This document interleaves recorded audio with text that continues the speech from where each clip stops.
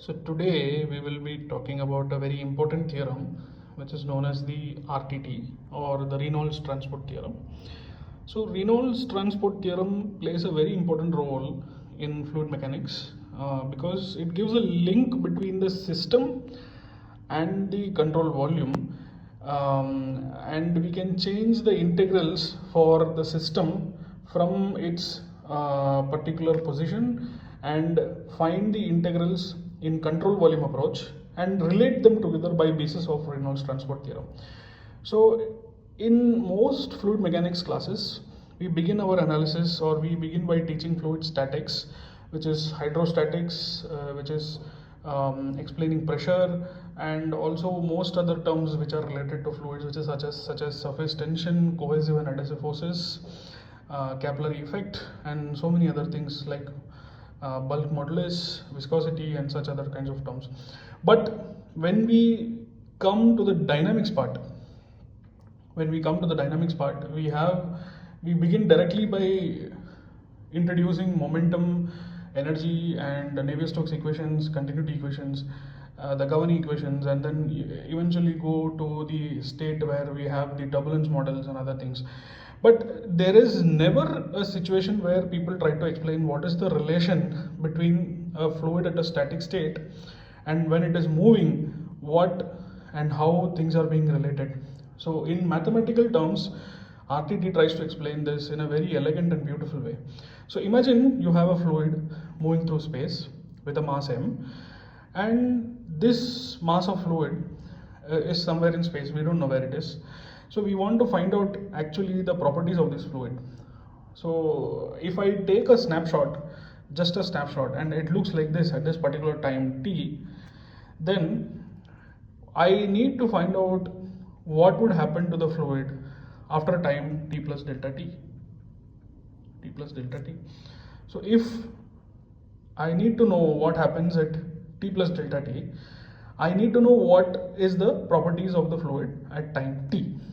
In order to do so, I can fix a control volume here, and inside that control volume, a control volume is something like a black box where we don't know what is happening inside, but we know that the properties of the particular fluid which is passing in and out, we can capture through certain kind of pressure sensors or a camera or anything.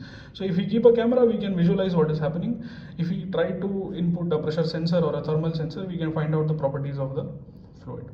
So in such a case, we would know what would happen to t and t plus delta t, and we would also know the mass of the fluid at particular instant of the space at t and all those things.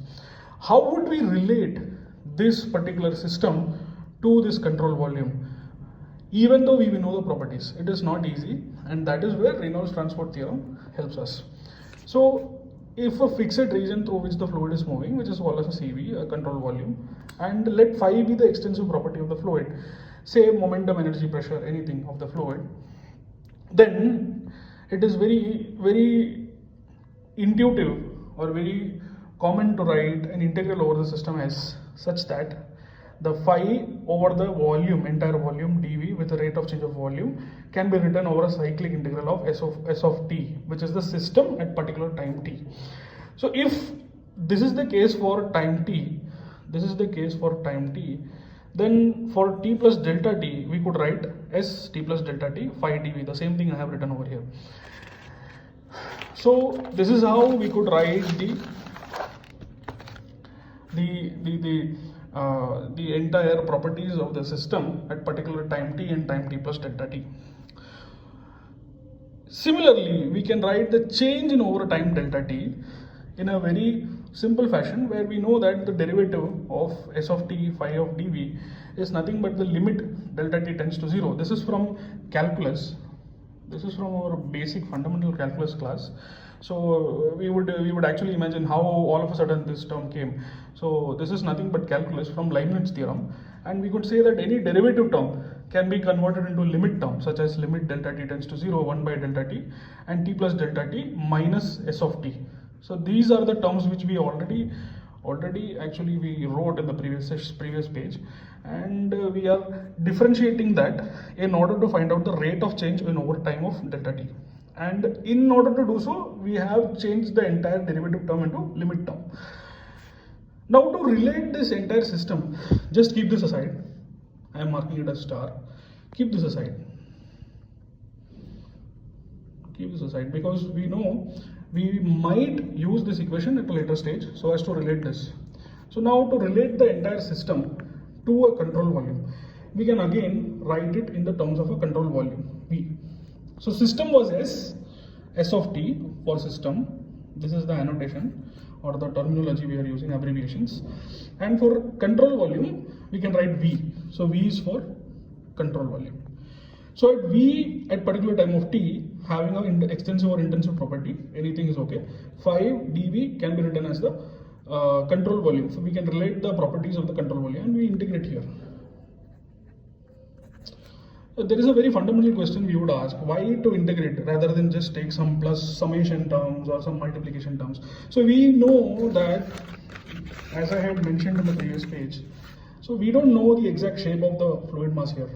If we knew that this was a square in certain kind of shape, which is not the case in a fluid, because a fluid can take any shape, any form at any particular instant. So we then are not sure about the shape, the geometry or any kind of property of the fluid at this particular time t. We just know its mass.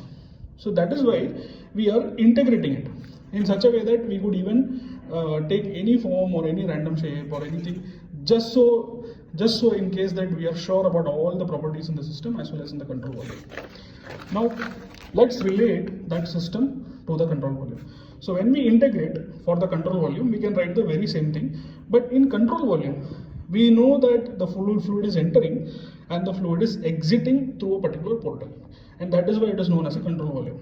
So in control volume we can write V dot n as the velocity of the fluid. N is the normal vector and V dot n will give us the velocity of the fluid.